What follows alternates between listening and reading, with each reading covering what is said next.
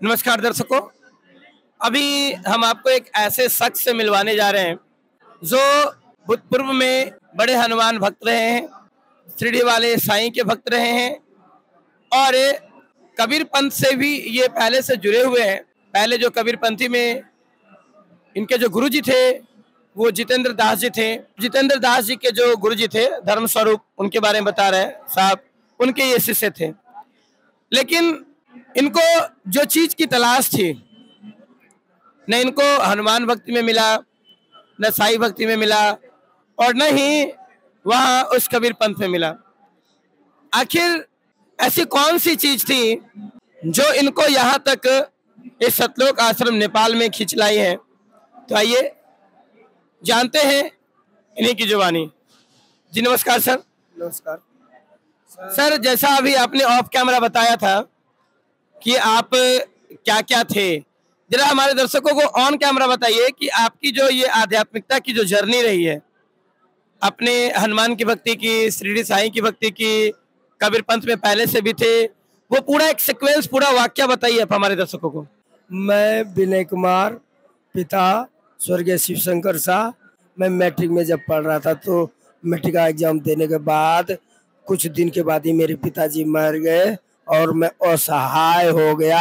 असहाय होने के बाद मेरे पास बहुत कला था, मैं ट्यूशन भी पढ़ाता था और मैं खुद पढ़ता था और मैं ट्यूशन भी बहुत अच्छे से पढ़ाता था। इसलिए मेरी बहुत जगह ये हो गया, मैं बहुत गलत काम किया। चोरी भी करता था, व्यभिचारी भी करता था, मैं रंगबाज में बहुत शौकीन रखता था, मारपीट भी किया। उसके बाद वॉलीबॉल यूनिवर्सिटी चैंपियन भी मैं रहा हूँ। केरल टीम यानी ऑल इंडिया से 16 स्टेट से मैं फुटबॉल खेलता था, लेकिन आज तक मुझे कहीं जिस टीम से खेला मैं पराजित नहीं हुआ हूँ।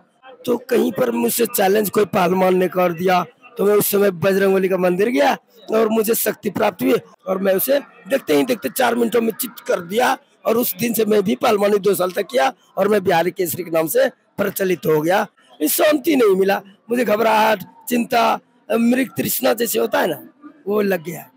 तब मैं सोचा क्या करूं भाई, तो साईं बाबा का प्रोग्राम हो रहा था, मैं साईं बाबा से जुड़ गया। लेकिन उसमें संगीत होता था, ये होता था, लेकिन कुछ शांति का मार्ग नहीं दिखा। उसके बाद मेरे गांव है बेकटपुर, साहबत चौक से थोड़ा सा आगे, वहाँ प्रोग्राम कबीर साहब के थे। तो वहाँ गया तो जितेंद्र साहब आए हुए थे जो धर्म स्वरूप साहब के शिष्य थे। अभी जितेंद्र साहब जो है पूर्णिया कोर्ट के आगे, स्टेशन के आगे में कबीर आश्रम है ना, वही मैं दीक्षित हुआ अपने ही गांव में बेकटपुर में। और उन्होंने मुझे पुत्र की तरह मान रहा है, लेकिन उनमें भी जो है ना बड़ा त्रुटि था, एक सहनशीलता नहीं है और ख्वाब बहुत देखते थे जो मुझे अच्छा नहीं लगा। सर, आप इतनी लंबी आपकी भक्ति यात्रा रही, हनुमान भक्त रहे, साईं भक्त रहे, फिर कबीर साहब की भी आप भक्ति किए। आखिर ऐसी कौन सी चीज थी जो आपको इन तीनों जगह पे संतुष्ट नहीं कर पाई? आपको लास्ट में संत रामपाल जी महाराज जी के शरण में आना पड़ा। ऐसी कौन सी चीज थी? मैं चिप्स भरवाने गया था तो मैं कहा कबीर साहब का टोटल हमको भर दो। चिप्स मैं जब सुना तो मुझे ऐसा खींचा कि चुंबक की तरफ मुझे चिपकना पड़ गया इनमें।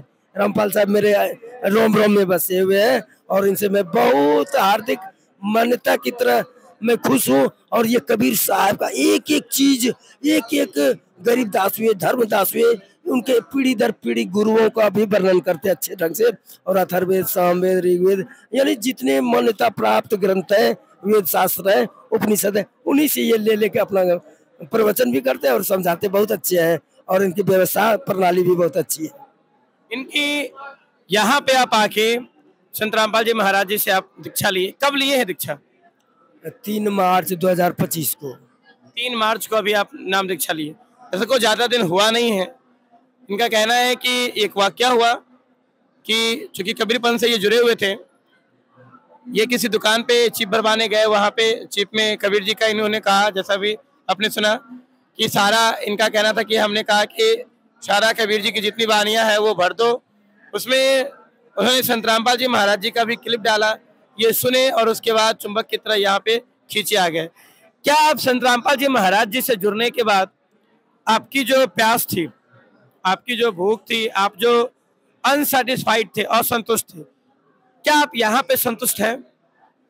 मैं यहाँ उसी प्रकार संतुष्ट हूँ जिस प्रकार के कोई प्यासा व्यक्ति जैसे पानी पीने के लिए तड़पता हो, फिर कहीं नहीं मिलता है, फिर पानी पीता नहीं, तड़प रहा है, लेकिन यहाँ मुझे वो प्यास बुझ गई जो अमृत सुधा जिसे कहते हैं, वो मैं पी रहा हूँ।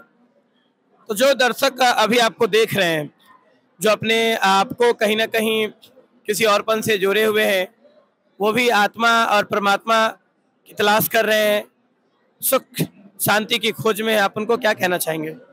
मैं यही कहूंगा, श्रद्धा और सबूरी, इसी चीज पर मैं अमल करते हुए मैं यहाँ तक पहुंचा। अगर आप में श्रद्धा और सबूरी है तब सब्र भी रखना होगा और विश्वास भी रखना होगा। श्रद्धा और सबूरी, यानी जब तक आप विश्वास नहीं रखोगे तब तक कुछ नहीं। जैसे कबीर साहब ने भी गाए, साखी में बोले हैं, मैं मुझको कहाँ ढूंढे रे बंदे, मैं तो हूँ तेरे पास में, ना मस्जिद ना गिरजा ना कुछ, मैं हूँ तेरे विश्वास में। जी बहुत बहुत धन्यवाद।